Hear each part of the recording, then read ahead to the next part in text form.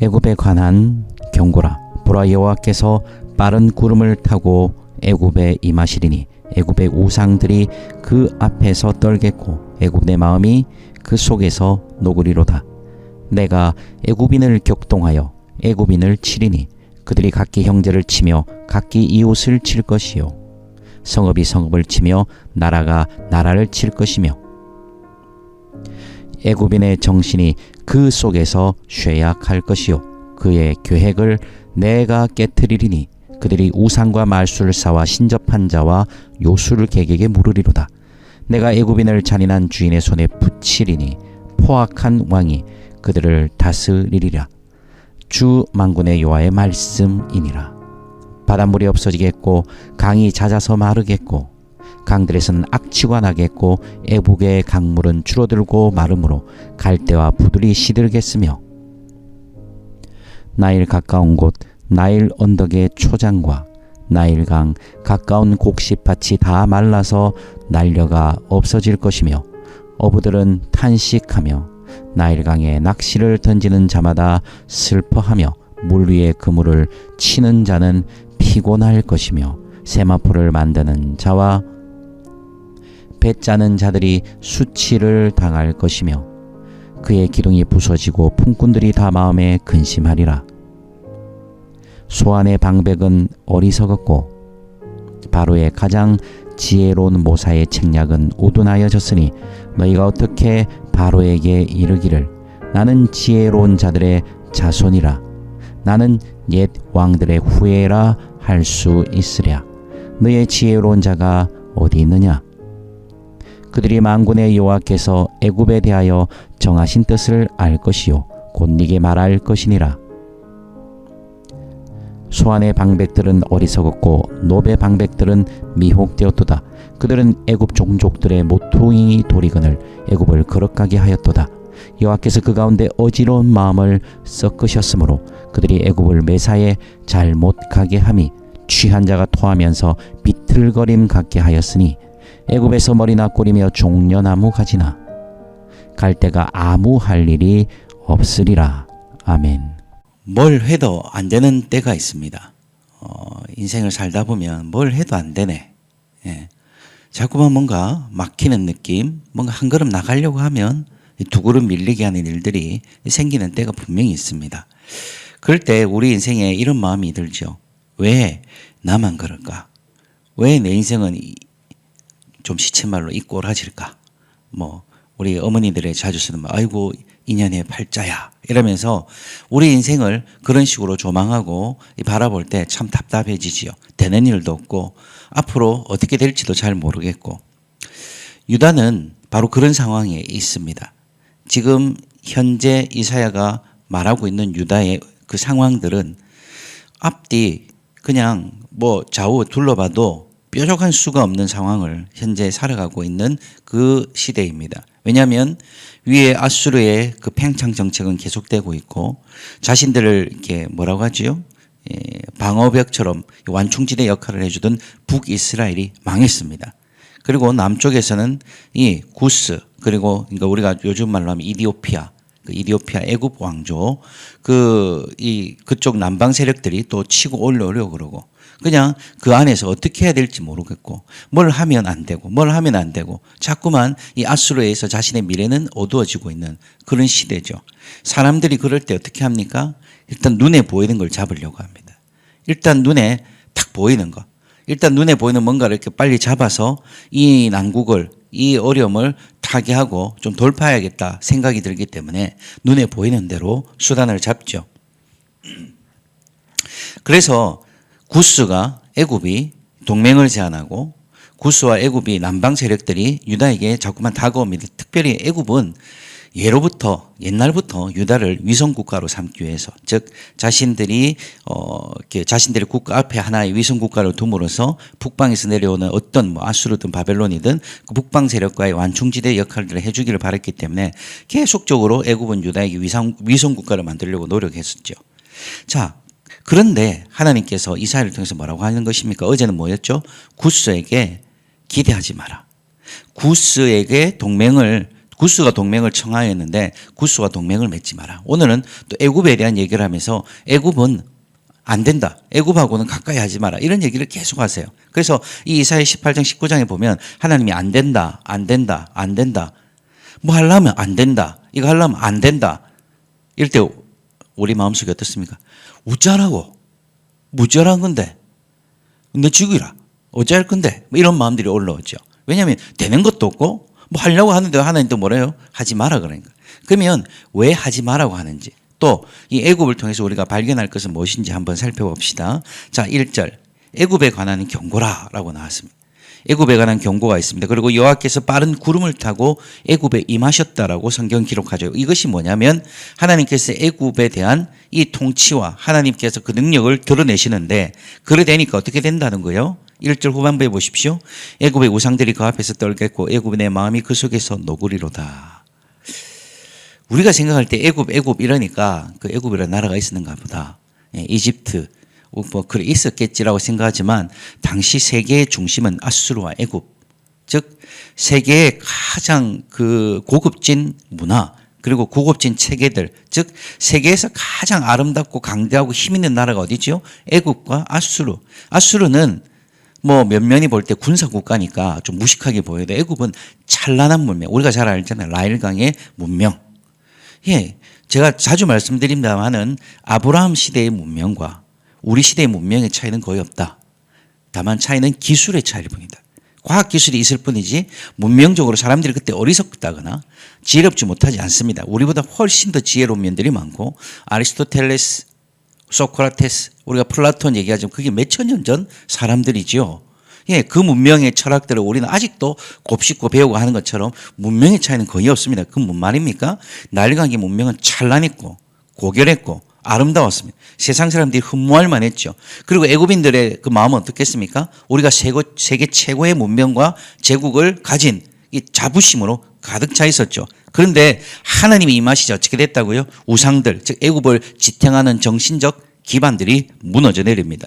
그러자 애굽인의 마음이 그 속에서 녹았다. 즉 그들이 가지고 있던 자부심과 그들이 가지고 있던 여러 가지의 모습들이 한꺼번에 무너져 내린다는 것이죠. 하나님께서 뭘 보여주십니까? 애굽은 허상이다.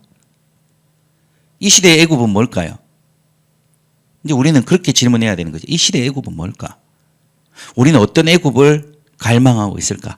왜냐하면 유다는 계속 애굽에 대한 기대를 버리지 않거든요. 그래서 결국 바벨론에 의해서 남유다가 멸망했을 때도 예레미야를 데리고 이스라엘 백성들이 남유다 백성들이 어디로 갔습니까? 애굽으로 갔단 말이에요. 애굽이 살 길이라고 생각하고 애굽에 대한 기대가 끊이지 않았습니다.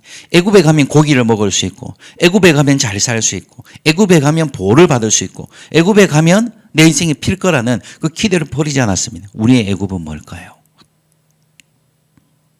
끝까지 붙들고 있는 우리의 애굽. 하나님은 애굽에서 떠나라고 해서 출애굽했는데 우리는 계속 애굽으로 복귀하려고 하는 복귀 성향을 포기하지 않는 것이죠. 왜 그렇습니까? 그곳에 가면 잘 될 것 같거든요. 그거 하면 잘 살 것 같거든요. 그거 하면 내가 이 추잡하고 더러운 세상에서 내가 무시당하지 않고 살 것 같거든요. 그래서 내가 잡으려고 하는 애굽. 하나님이 애굽에 임하시자 어떻게 된다고요? 애굽이 해체되기 시작합니다. 애굽이 순식간에 그 찬란한 문명과 그들의 힘이 해체되는 것이죠. 그것이 지금 이제 2절부터 15절까지 쭉 나오는 내용입니다. 자, 2절부터 4절까지는 애굽의 사회가 어떻게 붕괴되는지 보여주십니다. 자, 2절 보십시오. 애굽인이 어떻게 됩니까? 서로 격동하고 치기 시작하죠. 자중질환. 예. 공동체, 그 자기 자신들을 제국을 유지해오던 그 공동체의 기반이 완벽하게 붕괴되면서 서로 자중질환, 서로 죽이고 죽이는, 예, 연대의식이 실종되고 어쨌든지 살아남는 게 중요한 경쟁사회로 돌변합니다. 그러면서 서로 죽이고 죽여서라도 살아남게 되려고 발버둥 치죠. 3절에 보십시오. 그렇게 되니까 그들 마음 가운데 애굽인의 정신이 쇠약해졌단 말은 전부 다 겁을 먹기 시작한다는 것입니다. 이래 살면 안 되겠다. 일단 나만이라도 살고 봐야겠다. 각자 도생의 사회가 되면서 서로 어떻게 됩니까? 살아남으려고 하고 겁만 지딱 먹으니까 어떻게 되죠? 그들이 가지고 있는 계획들이 어떻게 됐다? 전부 깨트려졌다. 그러니까 뭔가 진행이 안 되는 거예요. 나라 자체가 엉망진창이 되어버립니다. 그러니까 불안하니까 어떻게 합니까? 후반부에 우상과 마술사와 신접한 자와 요술객에게 묻기 시작하죠. 뭡니까? 그들의 불안을 해소할 만한 종교적인 수단을 찾는 겁니다. 오늘 우리 한국교회는 그러지 않을까요? 우리 한국교회 많은 사람들이 교회에 와 있다고 얘기합니다. 통계청 조사에 의하면 1,000만, 우리가 냉정하게 얘기하면 600만이 채 안 되는, 허수가 워낙 많으니까 그 600만의 사람들이 교회로 옵니다. 뭘 기대할까요? 불안하니까 하나님을 애굽의 백성들이 이 신접한 자와 마술사에게 가서 묻는 것처럼 하나님을 그런 종교적인 자신의 욕망을 채울 수단으로 삼아 간다면 우리도 똑같은 애굽의 죄 안에 있고 애굽의 망함 가운데 심판 가운데 있는 것입니다. 그래서 그들은 불안한 것을 해소하기 위해서 종교적 수단을 찾습니다. 결국 그 사회는 어떻게 됩니까? 4절. 애굽인을 잔인한 주인의 손에 붙이리니, 즉 이것이 그들 가운데 일어날 독재의 권력인지 아니면 외부에서 침입한 세력의 왕인지는 알 수 없지만 요거는 특별히 중요한 부분도 아니고 어쨌든 포악한 권력이 탄생할 것이고 그들의 사회는요 엉망진창이 되는 것이죠. 자, 사회적으로 이렇게 붕괴가 시작되니까 또 어떤 면들이 일어납니까? 자, 5절부터 10절까지는 애굽의 경제가 어떻게 붕괴되는지 보여줍니다. 애굽의 가장 중심적인 핵심적인 이 경제 기반 틀이 뭡니까? 나일강이죠. 나일강. 강을 통해서 수자원을 공급받고 강을 통해서 그들의 그 모든 산업의 기반이 있는데 무슨 일이 생깁니까? 하나님이 심판하실 때 바닷물이 없어지겠고 강이 잦아서 말랐다. 즉 나일강이 가뭄이 왔다는 것이죠. 나일강은 가뭄이 올 땅이 아닙니다. 나일강은 지류가 거의 없거든요. 이 본류가 계속 강렬하게 흐르는 다른 지류에서 새는 물이 아니라 그 강력한 본류가 계속 흘러가는, 그래서 나일강의 가뭄은 거의 없었습니다. 그만큼 나일강은 이 이집트를 지탱하는 철저한 산업의 기반이죠. 경제 기반입니다. 근데 그 강이 마른다는 것이죠. 언제? 하나님이 심판하실 때. 그리고 그 강이 마르니까 어떤 일이 일어납니까? 악취가 나면서 강물이 줄어드니까 첫째, 이 농경 산업이 붕괴되죠. 7절에 보십시오. 나일 가까운 곳 나일 언덕의 초장과 나일 강 가까운 곡식밭이 마릅니다. 그들의 농경 산업이 붕괴됩니다. 이 나일강의 삼각지, 아주 토지가 비옥하고 이 강에 의해서 잘 될 수밖에 없는 환경. 다른 데는 망해도 이집트는 망하지 않을. 그래서 근동지방 지역에 가뭄이 들었을 때 나일강, 물론 요셉을 통해서 하나님이 역사하시는 거지만 나일강을 기반으로 갖고 있었던 애굽은 그 가뭄에 어떻게 됩니까? 견딜 수 있는 역량이 있었습니다. 그만큼 그런데 그 농경산업이 붕괴되죠. 농경산업만 붕괴되는 게 아닙니다. 8절에 오십시오. 어부들은 단식하고 낚시를 던지는 자마다 슬퍼한다. 즉 그들의 수산업도 붕괴됩니다. 그리고 나서 이제 9절과 7절 후반부가 6절 후반부가 연결되는데 9절에 보면 세마포를 만드는 자, 배 짜는 자. 왜냐하면 6절 후반부에 보면 강물이 마르면서 어떤 일이 있죠? 갈대와 부들. 이 부들이란 것은 습지식물입니다. 그래서 그 당시에 직물을 제조하는 데 있어서 아주 중요한 자원이죠. 갈대와 부들이 시들면서 애굽인이 자랑했던 삼배, 요즘 말로 우리로 말하면 이제 섬유 산업이 붕괴돼 버리는 거야. 농경, 수산, 그들의 이 경제 기반이 되는 섬유 산업이 붕괴됩니다. 그러니까 어떻게 됩니까? 10절에 보십시오. 기둥이 부서지고 그들의 기둥이 부서지고 품꾼들이 다 마음에 근심하리라. 기간 산업, 가장 근원이 되는 농경 수산업이 무너지고 나니까 직장도 없고 살 길이 없어지는 막막한 사회가 되어버리고 말았습니다. 하나님이 심판하실 때 이런 일들이 일어나는 것이죠.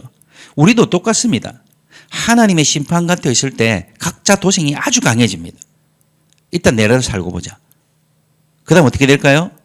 경제적으로 하나님을 의지하기보다 이런 경제 산업들을 의지하고 살아가는 사람들이 많거든요.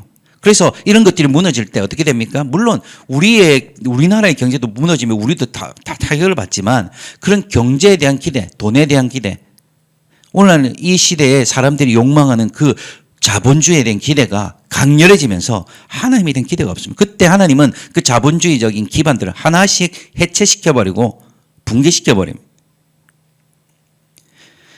이렇게 전체적인 사회적인 경제적인 붕괴가 일어나면서 정치적 붕괴도 일어나죠. 11절부터 13절까지 보면 방백들이 나오죠.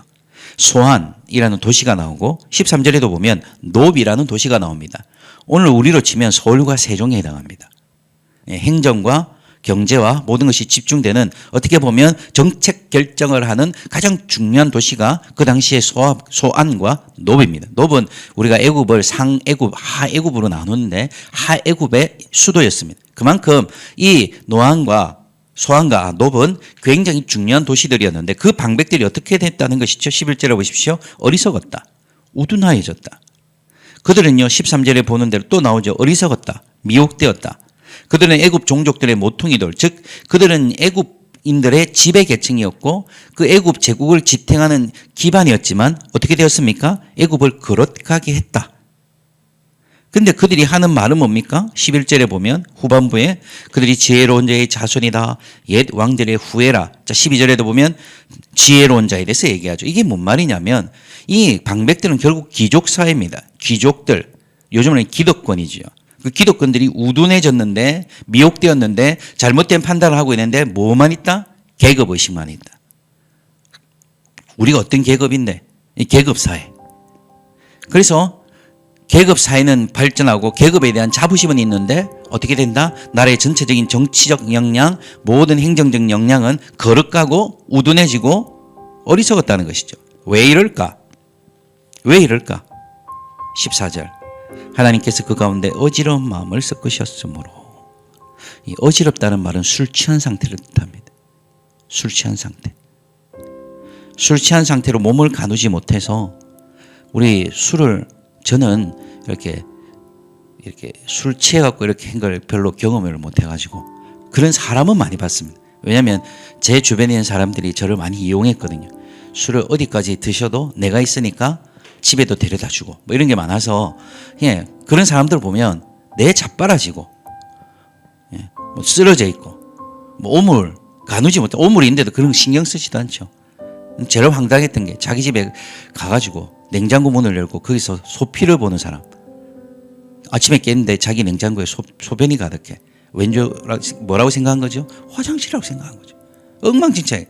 이게 바로 술 취한 사람들의 전형적인 아주 안 좋은 모습들 아닙니까? 근데 하나님께서 뭐라고요? 그들 마음 가운데 어지러운 마음을 넣으셨다. 이 말은 하나님께서 넣으셨다. 이 굉장히 주체인 것도 중요하지만 그들의 삶이 뭡니까? 하나님을 떠나 있을 때 결국 그들의 마음은 어떤 상태죠? 어지러운 마음이죠.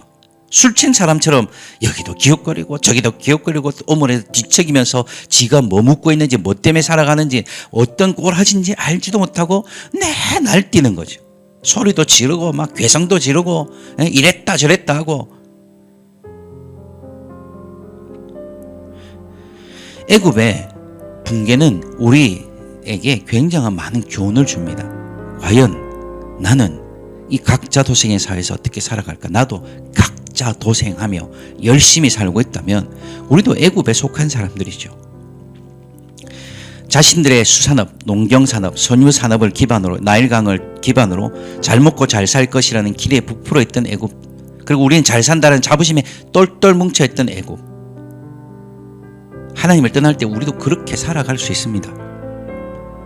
나라가 엉망진창이 되는데 이 방백들이, 이 행정관료들이, 이 소위 기득권이라는 사람들이 지 이익만 챙기고 지 계층, 지 계급 이익만 찾고 있는데 모르고 바보같이 놔두는 어리석음.